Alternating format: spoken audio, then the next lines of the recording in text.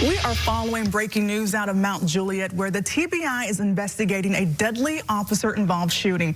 This is a look at the scene tonight. You can see the massive response. These investigators have been there for hours as they try to piece together what happened. Here is what we know right now. The Tennessee Bureau of Investigation says the shooting happened around 5:15 this evening, coming hours after Wilson County Sheriff's deputies responded to a domestic violence call at a home on Bender's Ferry Road.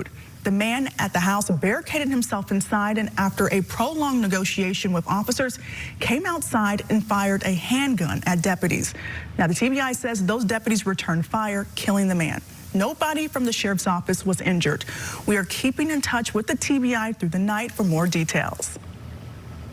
Cases like this can sadly be all too common. We want to give you more context about officer-involved shootings by diving into the data. One thing that was surprising, on average, there has been one officer-involved shooting a week in the state of Tennessee so far this year.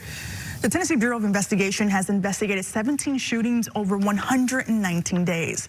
This is a kind of investigation that plays out across our nation, and we can see how the case in Wilson County compares to other situations. Again, we looked into the data from the National Police Foundation, which shared data on more than 1,000 officer-involved shootings in 2019. They said a domestic disturbance like the one police say led up to tonight's shooting was a rare type of call ahead of an officer-involved shooting. Only around 6% of the calls. However, one detail in this case happened is a very common, and that's what the suspect had in his hand. In cases where police say the suspect was armed with some type of weapon, 63% of those people were carrying a firearm. You saw we were there when the sun was up, and you can see we are still there now while the sun is down, trying to get you more answers as the investigation continues. We will share updates even when we're off the air at newschannel5.com.